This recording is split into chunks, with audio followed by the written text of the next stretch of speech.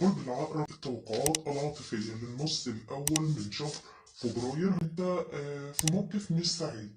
شايف ان انت شخص روحاني، شخص شهواني، عندك رغبة لشيء ما ولكن الشيء ده بعيد عنك. شايف ان انت متعطش لمعرفة شيء معين. كمان انت عايز توصل لحاجة وحاططها في دماغك ومركز كل تفكيرك على الحاجة دي، لكن انت للأسف مش قادر توصل لها يا برج العقرب. شايف ان انت غامض جدا يا برج العقرب.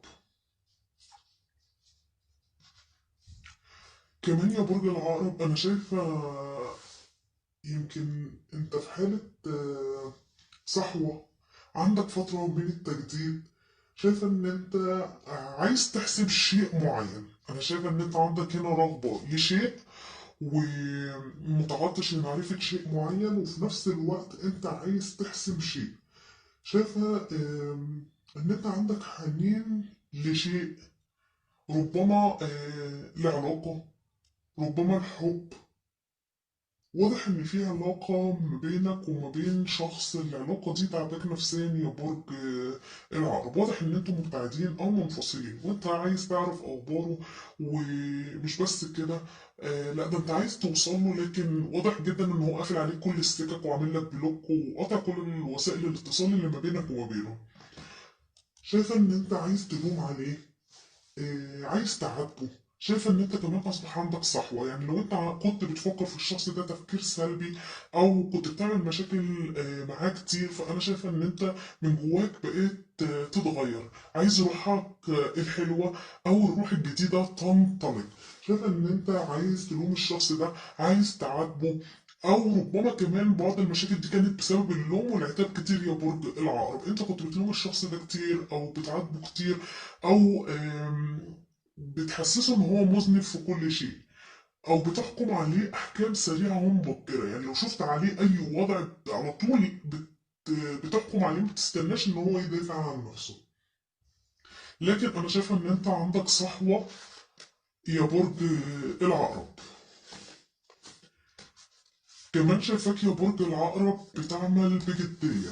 شايفه ان انت بتبذل مجهود كبير في العمل، وابتديت ان انت تحصد نتيجه تعبك او نتيجه عملك ده.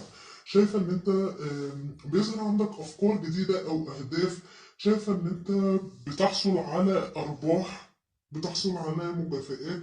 شايفاك مثابر يا برج العقرب، وصابر، ولكن بتخطط. انت بتخطط يا برج العقرب.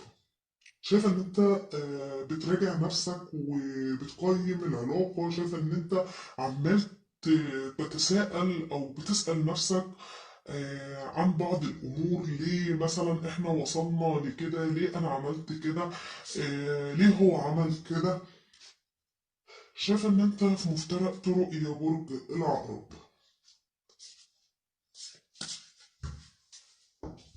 ده بالنسبة لطاقتك انت. طب خلينا نشوف طاقة الشريك. بالنسبة لطاقة شريكك يا برج العقرب، انا شايفه ان الشخص ده مجمد قلبه قوي عليك.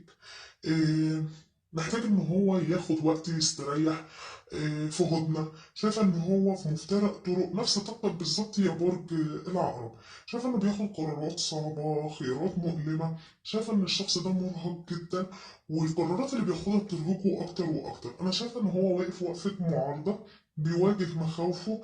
هو حاسس ان العلاقه ما بينكم خلاص اتمزقت.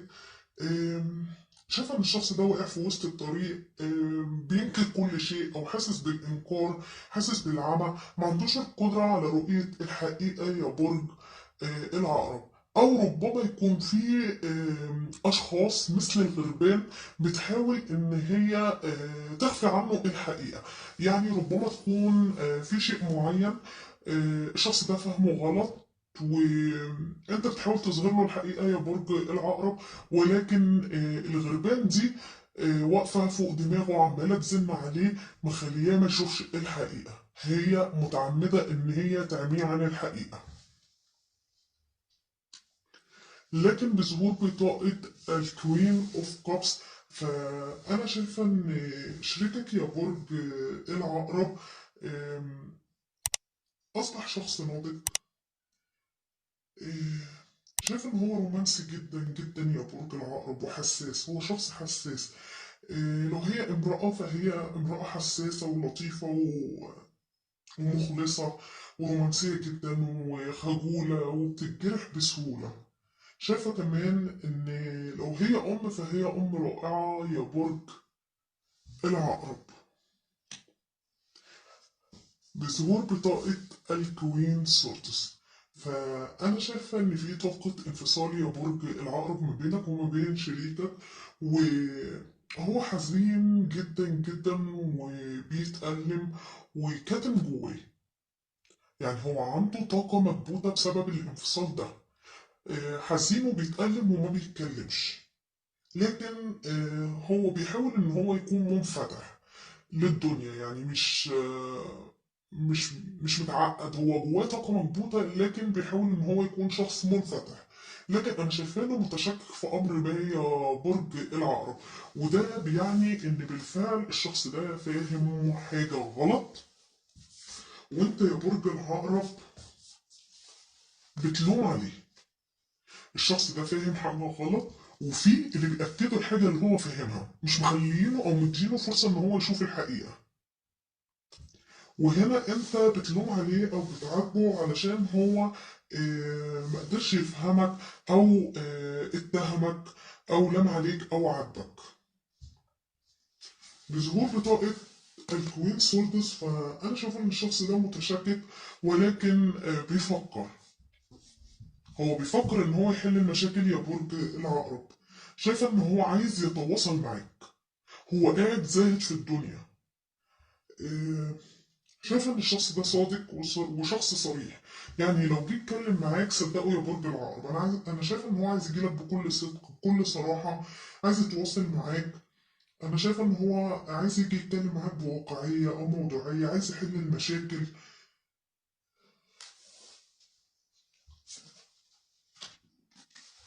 طيب، خلينا نشوف آه، مشاعرك انت تجاهه. بالنسبة لمشاعرك انت يا برج العقرب، انا شايفها ان انت بتشعر تجاه الشخص ده ان هو بيوفر لك الوفرة. انت بتشعر معاه بالحب، بالسعادة. ان العلاقة ما بينكم علاقة قوية، علاقة ملتزمة. انا شايفة كمان ان انت متسرع تجاه الشخص ده، حاسس بإثارة تجاهه، حاسس باندفاعية تجاه الشخص ده، بتحس بإثارة تجاهه، بتحس برومانسية. شايفة كمان إن أنت عايز تنطلق وتروح للشخص ده متسرع يا برج العقرب. كمان أنا شايفة إن أنت بتقوم بعمل مفاجئ. العمل ده يخص العلاقة ما بينك وما بين الشخص ده. يمكن بتفكر، يمكن بتخطط. شايفة إن أنت بتبذل مجهود كبير على إصلاح العلاقة، وشايفة إن أنت بتحصل على النتائج والحلول. شايفة إن أنت بيبقى عندك طاقة إيجابية، وحاسس إن أنت منجرف من قدميك يا برج العقرب. كمان بظهور بطاقة ذا وورد، فأنا شايفة إن أنت بتشعر إن الشخص ده هو عالمك، هو اللي بيفتح لك كل المجالات، هو اللي بيخليك شخص سعيد. الشخص ده كان محتويك وقافل عليك، قافل عليك عقله وقلبه. أنت بتشعر مع الشخص ده حرفيا بالانتماء والكمال، بتشعر بالسعادة، بالحب، بالرومانسية. أنت الشخص ده بالنسبة لك هو كل حاجة، وحرفيا بتعتبر العالم كله تحت رجلك وأنت مع الشخص ده. طيب، خلينا نشوف ايه مشاعره هو تجاهك. الشخص ده بيحبك جدا جدا، وماسك لك الكاس وقلبه وعايز يقدمه لك هدية. هو عايز بداية جديدة معاك. الشخص ده بيحبك وبيتمنى يعود لحياتك مرة تانية، وعايز بداية جديدة معاك. لكن أنا شايفة إن الشخص ده مبتعد عنك. آم، ربما يكون كمان الشخص ده في بلد بعيدة، في بينكم مسافة كبيرة جدا، لكن هو عايز يجيلك. بص، المسافة اللي ما بينك وما بينه يمكن بعيدة بعد مش عادي. يمكن هو الشخص ده مسافر بينكم بحار أو محيطات. ايا كان عامة انا شايفة ان بينكم مسافة، لكن الشخص ده بيفكر ان هو يعود لحياتك مرة تانية. شايفة ان هو عايز يبتدي معاك بداية جديدة، شايفة انه بيحصل على النتائج، شايفة ان هو عايز يمضي قدما للامام معاك يا برج العقرب. كمان انا شايفة ان هو ندمان جدا يا برج العقرب، ندمان وكئيب وبيشعر بالملل وبيشعر بالحنين. شايفة ان هو بيضيع فرص كتير علشان خاطرك انت. هو مش شايف غيرك انت، والشخص ده عايش في ركود ولا مبالاة. شخص حزين جدا جدا وندمان على اي حاجة عملها معاك. يمكن ندمان ان هو صدق الاشخاص السيئة اللي شبه الغربان اللي حاولوا يوقعوا ما بينك وما بينه. آه، عامة أنا شايف إن هو بيشعر بالحنين تجاهك ومشتاق لك جدا جدا يا برج العقرب. شايف ان الشخص ده بيفتكرك في كل وقت وفي كل ثانية. شايف ان هو عمال يتذكر كل حاجة ما بينكم، يتذكر كل الأحداث. آه، شايف ان الشخص ده تعبان من غيرك جدا جدا يا برج العقرب. طيب خلينا نشوف هو شايفك ازاي يا برج العقرب.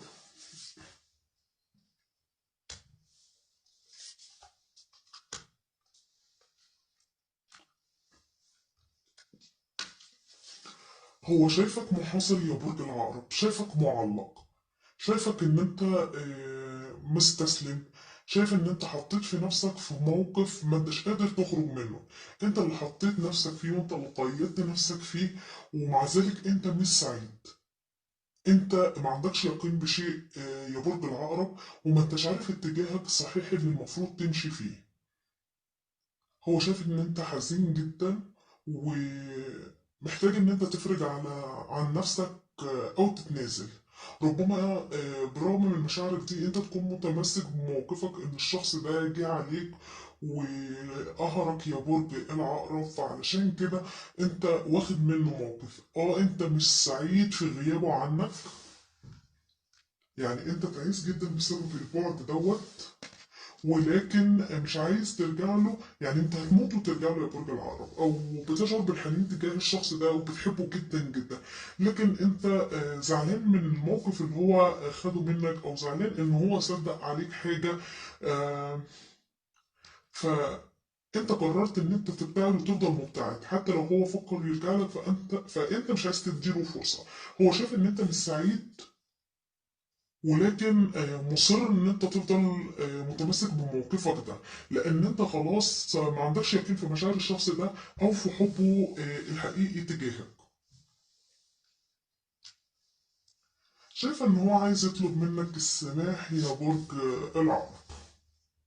بص قاعد منتظرك وماسك لك بوكيه الورد والجواب والكيس. بص فارس الكؤوس قاعد مستنيك وعايز يطلب منك السماح، عايز يعتذر لك.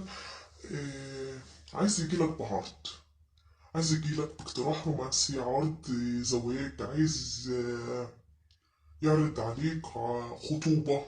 شايفة ان الشخص ده جايلك بكل اخلاص بيقولك السماح يا برج العقرب. كمان انا شايفة ان الشخص ده اصبح مركز جدا على كل الاحداث اللي بتحصل حواليه، عارف مين بيحبه وعارف مين عدوه، بقى حاطط كل افكاره وتركيزه على تحقيق اهدافه. شايف ان هو عايز ينجح او ينجح العلاقة وعايز يحقق اهدافه. أنا شايف إن الشخص ده بيجمع كل ما يملك من أدوات أو أفكار أيا كان هو بيقدر عليه علشان ينجح العلاقة بطاقة زمجكا، وهي بتعني إن الشخص ده بالفعل هينجح العلاقة وهيخلي العلاقة تصبح تنتقل من قوة إلى قوة، والعلاقة تصبح أكتر التزاما وأكتر حب، والشخص ده قادر إن هو يوصل أو يحقق أي نتيجة هو عايزها يا برج العقرب. طيب خلينا نشوف ايه نوعيات تجاهك يا برج العقرب. شايفة ان هو بيراقبك يا برج العقرب. احذر يا برج العقرب. انا شايفة ان هو بيراقبك يا برج العقرب ومنتظرك، وفي طاقة ترقب وفي طاقة انتظار. شايفة إن هو قلقان ومش راضي عن الانفصال اللي ما بينك وما بينه. شايفة إن هو بياخد قرار أو واقف ما بين طريقين، يعني يفضل ولا يمشي. آه، شايفة إن الشخص ده حاليا ما بيعملش حاجة غير إنه بيترقبك ويمكن مستني إشارة منك. عامة هو حزين جدا يا برج العقرب وحاسس بقلة رضا وعايز يعود لحياتك مرة تانية، ولكن هو يمكن مستني رد فعلك انت، يشوف انت هتقبل بعودته مرة تانية ولا لأ. عامة هو في طاقة انتظار وطاقة ترقب. كمان أنا شايفاه خايف جدا يا برج العقرب، خايف وقلقان ومتوتر ومرهق جدا جدا. هو محتاج الاسترخاء، هو بيبحث عن الراحة والسلام والهدوء. قلبه وجعه جدا جدا يا برج العقرب. شايف ان هو بيحاول يعمل اعادة تجميع لافكاره، عايز يتعافى، عايز يستشفى، عايز يخطط للمستقبل، عايز يمضي قدما، ولكن هو محتاج الدعم. شايف ان هو ربما يبحث عن دعم، حد يساعده او يسانده او يخرجه من الوضع او المحنة اللي هو فيها.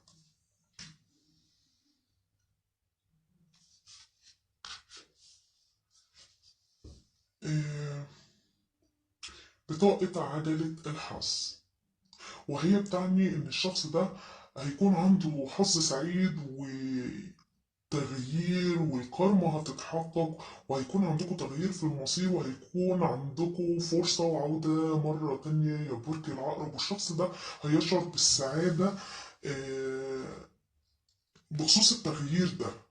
انا شايف ان هو تعبان جدا جدا ومنتظرك، وبيحصل على الراحة والسلام والهدوء وبيراقبك، ولكن فجأة هيحصل فيه تغيير في المصير، وعجلة الحظ هتلعب دورها، والكارما هتتحقق وهتعود للشخص ده. عامة أنا شايف إن ليكوا عودة وفرصة تانية يا برج العقرب، وفي سعادة حقيقية مستنياكوا.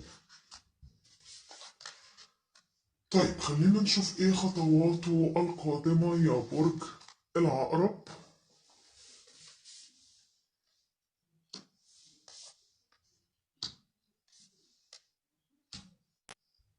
بالنسبة لخطواته أنا شايفة إن حرفيا الشخص ده تعبان جدا جدا يا برج العقرب.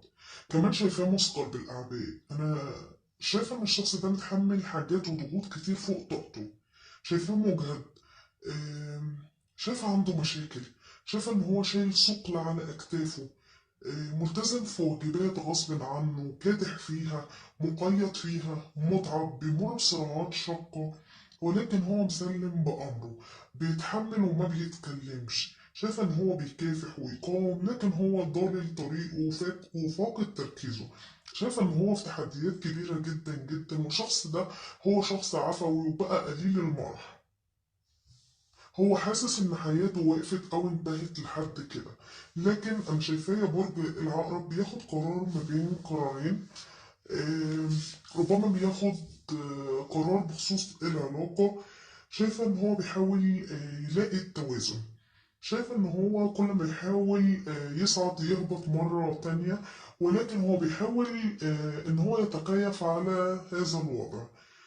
آم، عامة أنا شايف إنه بياخد قرار بخصوص العلاقة، وشايف إن العلاقة ما بينكم علاقة ما لا نهاية لها يا برج العقرب، وما زال متمسك بيها.